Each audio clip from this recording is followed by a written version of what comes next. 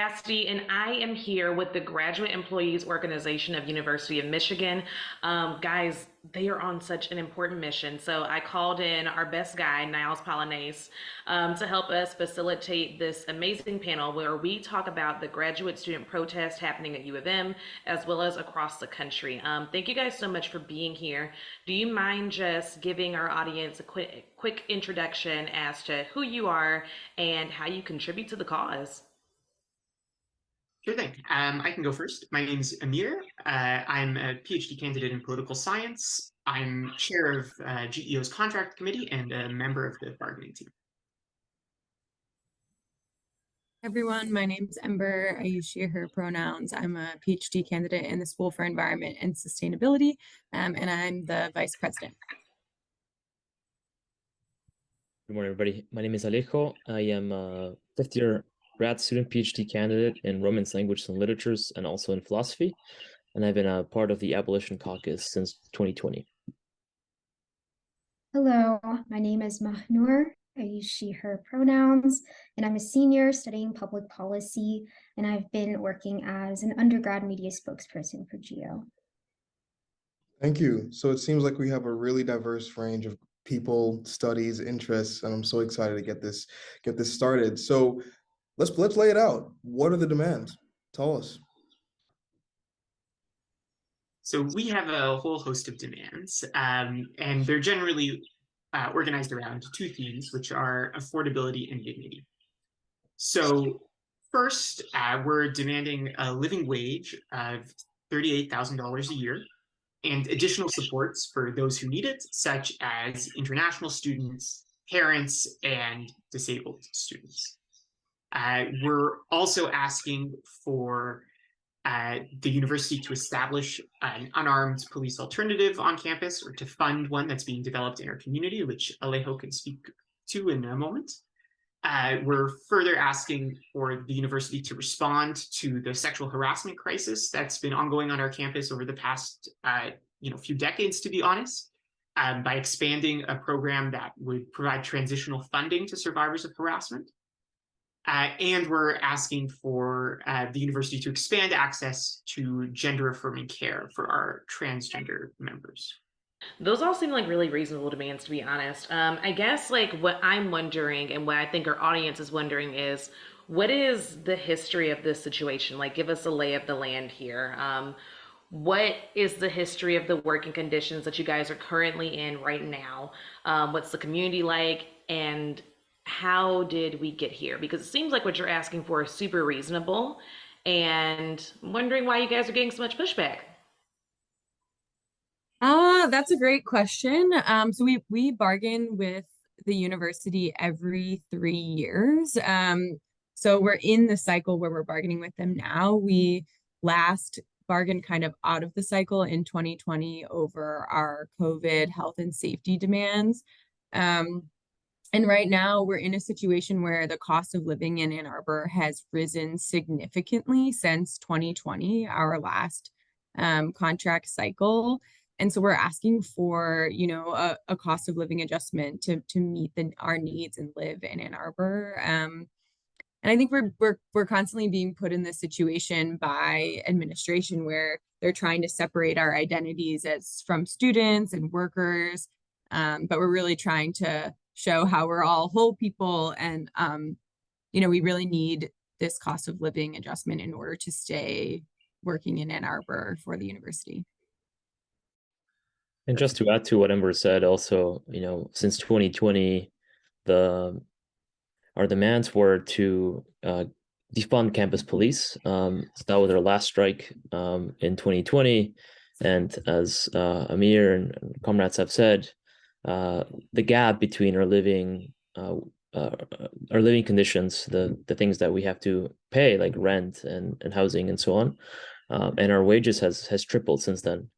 But since then as well, we've also changed some of our demands. So instead of asking for a defunding of campus police, what we instead are asking for is for the university to fund an alternative to policing on campus.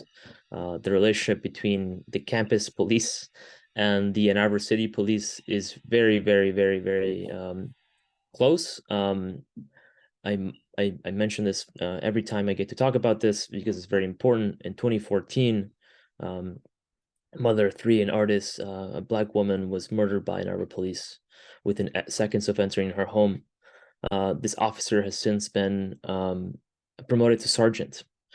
And the chief of police at the time, immediately after this murder took place by his own officer, magically left the police force. And guess who hired him?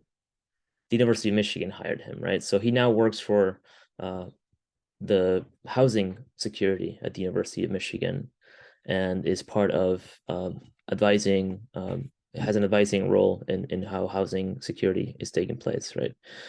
So this is why we want an alternative to cops on campus, an alternative number for workers, staff, undergraduates, everybody to call in the case of an emergency, if there's a mental health crisis, if there's a conflict.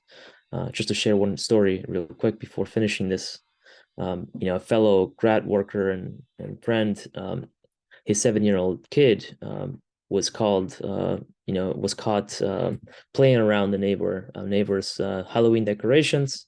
He broke some of these decorations, and they called the cops on this kid. So he ran back home. His wife was there, and immediately the police came, armed men, and asked this person if she had papers. She doesn't speak English very well because he's an international student. And you can imagine how terrified everybody was, right? We clearly need an alternative to cops on campus, and that's what we're asking for and what we're fighting for the university to pay its fair share. Thank you. Thank you. That's really touching, and there is a lot of emotion in that. So I kind of want to pivot and ask, what does bargaining look like presently? Like, what is the situation? How do you bring people to the table? How are you dealing with U of M? Is it any different than what the approach was in 2020? Yeah, so this campaign, we've taken a bit of a different tack when it comes to bargaining. So we are using an open bargaining strategy. And our goal has been to have nearly every member come and watch bargaining take place. So we have had a really democratic and really active bargaining strategy where members have been involved and really taken the lead every single step of the way. So members came up with our demands, generated our platform, and members have been at the table negotiating with the university and in the audience watching those negotiations. So when we get a counter from the university on one of our proposals, members are able to discuss it in real time and decide how we want to respond. This has been incredibly powerful because members see all the work that went into our proposals, all the research. They hear testimonials from their colleagues and their comrades attesting to how serious these problems are and how easy it would be for the university to solve them. And then they hear the university respond to these proposals, and in many cases refuse to even acknowledge that the problems exist, let alone offer a solution to them. So one example that was really frustrating for our members was seeing our compensation proposal get put forward. Our compensation proposal is based on the MIT living wage calculator. It's not a number we just pulled out of thin air. The university responded to this with a really, really lowball offer, below the rate of inflation, below the percentage raise that the provost gets. And when we asked how they came up with that number, the university said, well, we didn't actually consider the cost of living when formulating this raise counter. So for members to hear that, they see, oh, it's actually not about our ability to make a convincing argument. It's not about our ability to show that there's a real problem and that the university has the resources to solve it, which they do. What we need to do is to be able to apply pressure through action. And I think that's why we've been able to see these huge percentages of members voting to take action and actually taking action. Yeah, I think that's actually really important that that's happening because it's not word of mouth. You're actually seeing and hearing directly from the university. So there's no misinterpretation, whether of an email or what was said by somebody else. So let me ask you, just to follow up on that, who gets to be in this room for negotiations? Are community members involved as well? Is it just students? Who's here? I'll take it. So For all our Friday sessions, all graduate workers can be in the room at the sessions. And then we have had so far 2 sessions that have been open to the public, and we have 1 more that we negotiated. And this is, I think it's important that we emphasize that this is something we fought really hard for.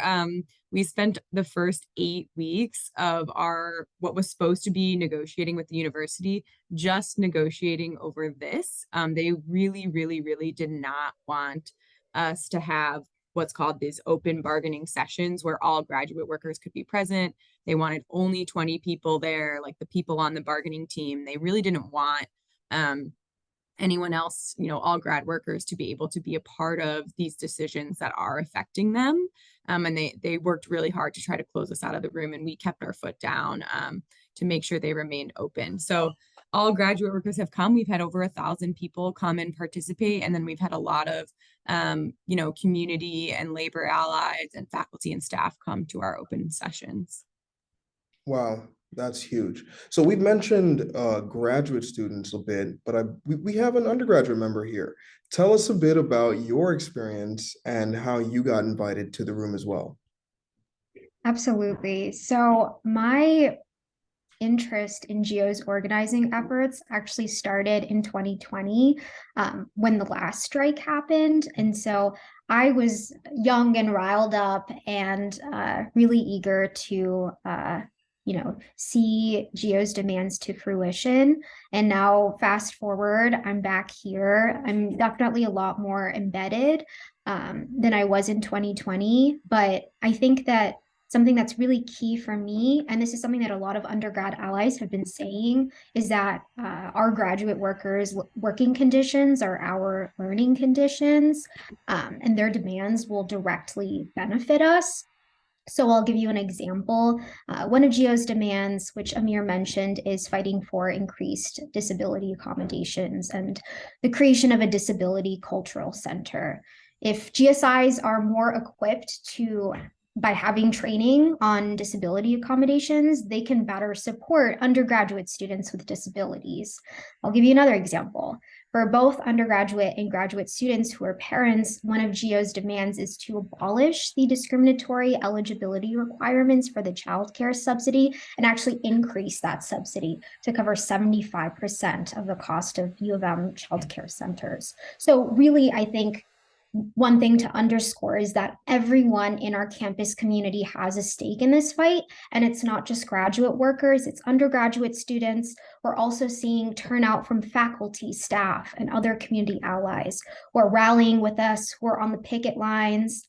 And so I think it's a really powerful moment. And without our grad workers, the university would not be able to provide such a high quality, sought after education.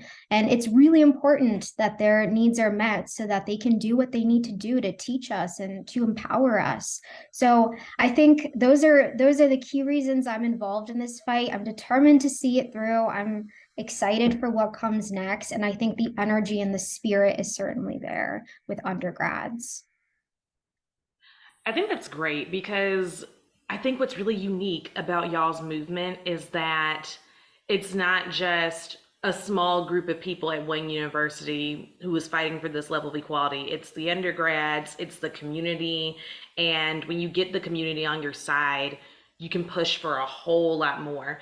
That being said, I kind of want to pivot because what you said, Manur, is so powerful, which is that their working conditions are your learning environment, which would stand to reason that while these are grad students, you guys are also employees of the university. So I am curious, and I think our audience will be curious too, does the university recognize graduate students as full-time working adults?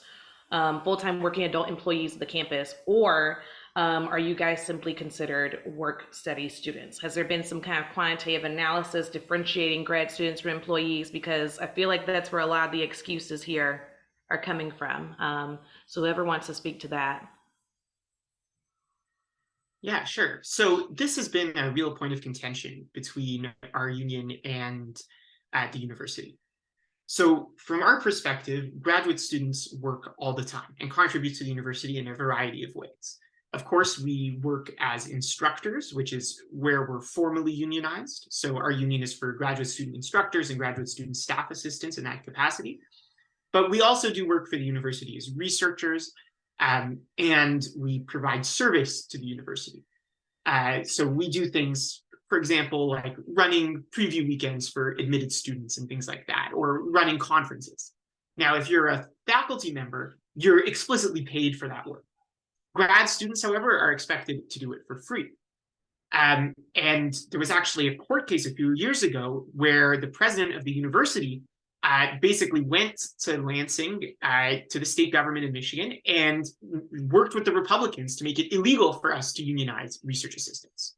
So this contract is technically only for our capacity as graduate student instructors, but our demand for the living wage is based on the fact that we are working all the time, not just part-time, and we need a wage that covers all of our living expenses, not just half of it. I'll just add, I think something that's really important here is that the university does continually try to quantify us as part-time workers, but there's large populations of graduate student workers who are not able to work more than 20 hours a week. So for example, international students on their visa can only work 20 hours a week. So when they say, oh, you're only part-time workers and you should only have a salary for a part-time work, they're totally leaving out populations of our student body, large populations of our graduate student body, who cannot work more than 20 hours a week. And so they need this salary that we're getting to sustain them for all of their work, right? And oftentimes, even for those who don't have that limitation, like Amir said, we work 20 hours a week as graduate student instructors, but we have 20 plus, I think graduate students often work 60 hours a week between coursework, research, instruction. And so it's not like we have time to go get another hourly job when we're trying to, balance all of these things about being a student and a worker. And then there's some people who just absolutely cannot do that because of visa restrictions. Can I add to this as well? I mean, there's also cases that we all know about of students literally selling their plasma to make it to the end of the month, right? And there are tons of plasma centers here literally selling their blood. The students that do work extra hours. That's not the case for international students, as Ember said. But people are literally trying to, get whatever extra income they can get in order to make it to the end of the month. Another thing about international students is that they're taxed differently. So in some departments, they get the same, everybody gets the same amount for the summer term. Say it's $6,000 or whatever it might be, but those international students have to pay a little extra, and so they don't actually get the same amount that any other grad student would get or grad student worker would get. So there's all sorts of inequalities here as well. Whew. Ooh, you guys. Oof. I don't envy the position that you're in, but I admire that you guys are fighting the good fight here, because on the tip of international students, we were doing a little bit of research beforehand, and this is, with the understanding that the international students at U of M are being impacted by this effort. Have the F1 student visas, as far as like the F1 student visa goes, which I believe is what the majority of international students would have, how much bargaining power do you believe the university has to challenge the stipulations listed on the U.S. Citizenships and Immigrations website, specifically the point that mentions you must have, this is quote, you must have sufficient funds available for self-support during the entire proposed course of study. I see that becoming a challenge for you guys. How are you guys prepared to fight that?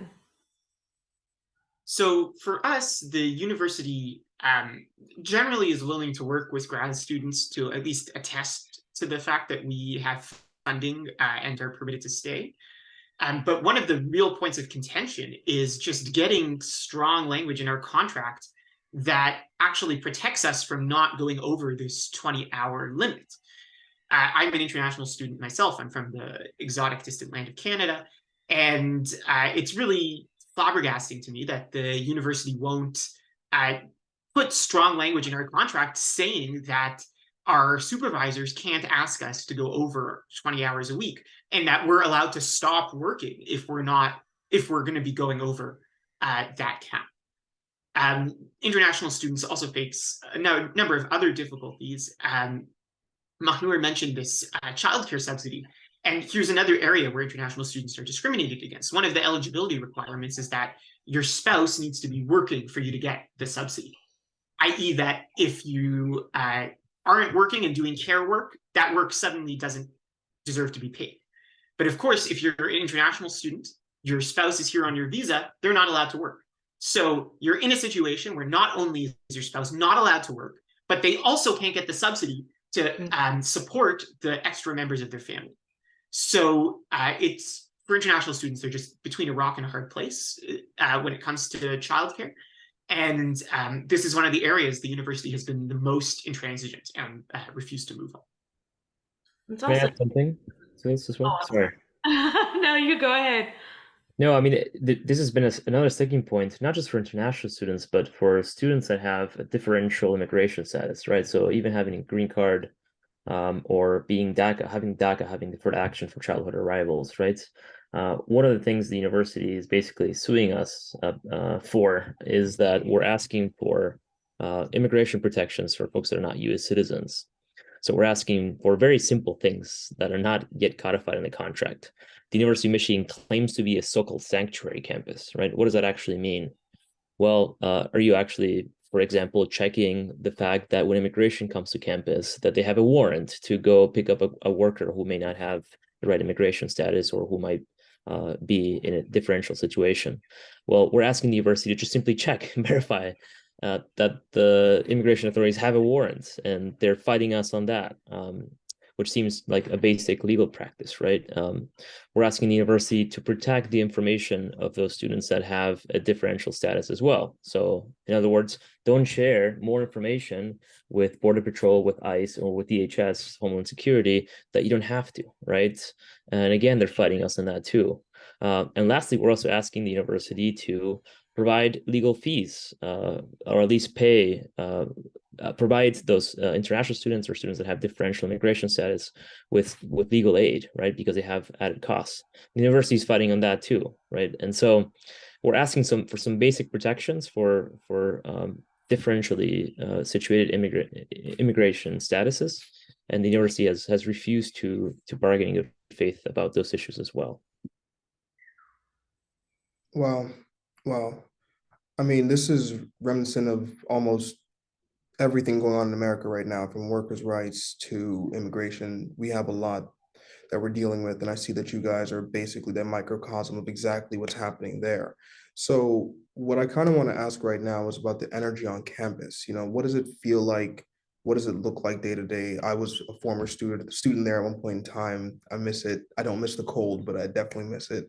Tell me about the energy, and specifically after that, what does a success or what does a win look like for GEO?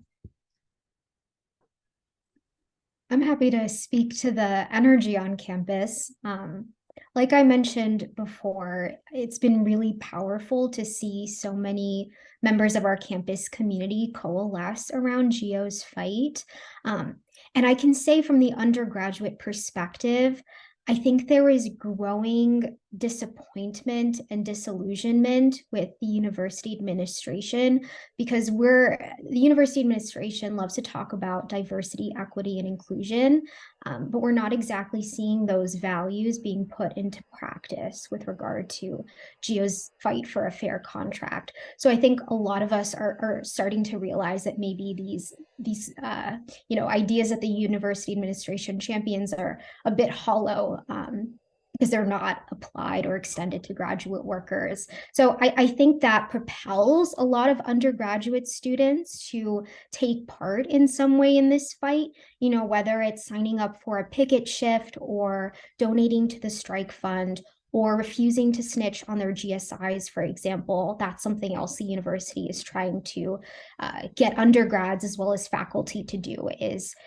report on whether or not their GSIs have been canceling their classes to take part in a strike. So I think this is a moment where a lot of us are really committed to having our teachers' backs. And yeah, I think that's something that, you know, we've been working towards. I gotta agree with Magnur. The energy's been tremendous. I mean, last week we went on strike on Wednesday. We had well over 1,000 people, and we took the streets of Ann Arbor with not just grad students on strike, but undergrads, allies, labor allies from other unions, faculty. Well over 1,000 people hitting the streets of Ann Arbor and marching to the Ruthven building, which is the administration building. And you know what? They locked down the building before we got there. That's how afraid they are of our struggle. Fast forward to Monday, we had another march led by faculty, led by allies. Mahnur was up there on the megaphone, also took the streets, also went to Ruthven. And on Tuesday, the day of the injunction, we marched to court, right? So folks that were going to court for the injunction that the university filed against us were marshaled by, again, well over almost close to 400 or 500 people taking the streets of Ann Arbor and walking people into court. So it's been really tremendous, the energy, the marches, the actions. We had a very quick, I just want to share one event that was really powerful as well. The university has refused to adopt transitional funding for students that have been harassed, sexually or racially harassed or anything of the sort. And this past week on Monday, the university president, President Ono, was going to give an award to a professor whose research was part of our demand for transitional funding for those who have been harassed. Just to give you a sense of the hypocrisy, right? So what do? We set up some pickets outside of the place where he was going to give this award. And you know what? Everybody else showed up, but President Ono did not show up. He could not bear to cross our picket lines. And you can see a video of folks inside saying, "We're very sorry, but President Ono was not able to make it today." That's just to give you a sense of the energy and the commitment of folks and the kind of impact that it's had in the past week. It's a fight. It's a fight for sure. I like this. So, just being realistic here, it is also finals time, and I know that during finals, it's stress all over the place. How are you individually dealing with your mental health, dealing with the stresses of this while, going through school? I can go. I mean, I think part of what is helping the individual, how I feel individually, is that we're in a part of this fight together as a collective. I think the solidarity and the social aspect of the picket lines and the meetings is really keeping me at bay, and really able to keep me charged and keep the energy alive.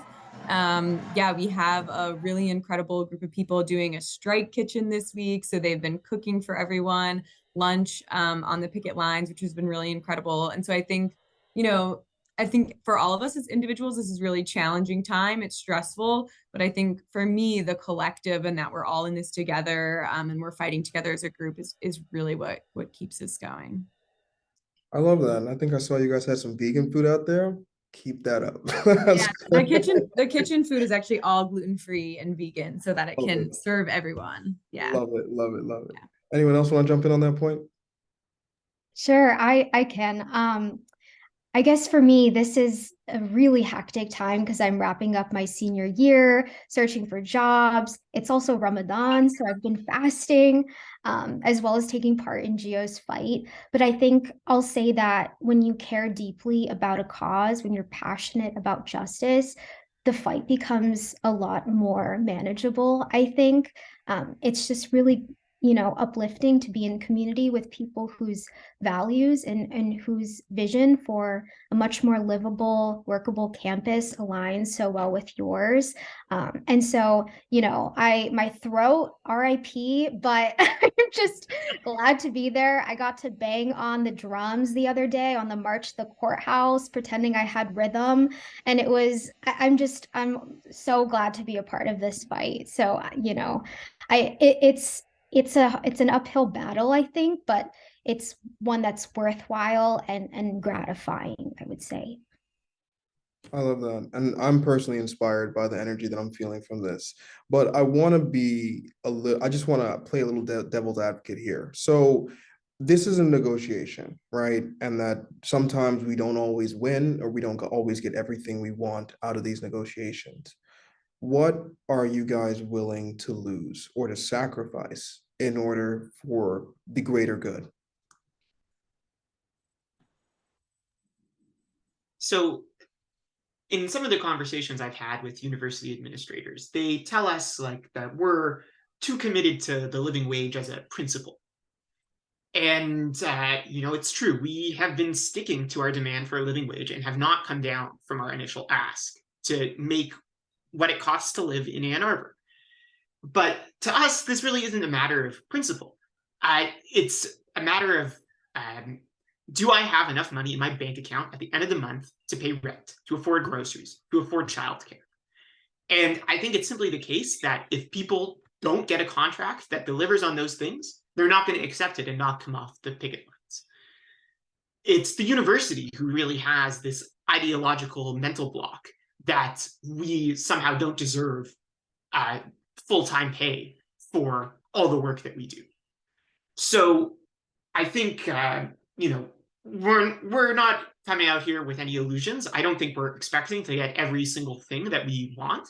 And indeed, we have made some concessions at the table where the university has been interested in actually solving problems. We've been willing to work with them on that, and we have reached tentative agreements on some smaller non-economic items. But I think when it comes to the living wage, it's going to be very difficult for us to agree to a contract that doesn't meet our needs, because the needs are material and there's not much of a way to get around them for people. People need to be able to make rent. They need to be able to afford childcare. It's hard to make ends meet if we don't get a contract that delivers it. I agree. Thank you, Amir. Yeah, that's entirely fair. I mean, and especially like you just said, you guys have made a level of concession to begin with, which I think is important for our audience to hear, that like you guys aren't just coming in being like this or nothing, but the living wage is the goal. And I agree. Don't come off of it. Keep going with it. So listen, guys, thank you so much for joining us today. We really appreciate y'all's bravery. One, to get on this platform, and two, to be protesting it all. I wish I had somebody fighting for me like this when I was in grad school. And I think anybody who's come before you will say the same. So we're proud of you guys. We have y'all's back. Let us know what other ways we can support you guys. Listen, y'all, if you're watching this video and you like what you see and you want to get behind GEO, get in this caption, because we're going to put all the information here on how you can support them and help them fight the good fight. So thank you guys so much, and we will see you guys next time. Good luck, you all. Thanks very much.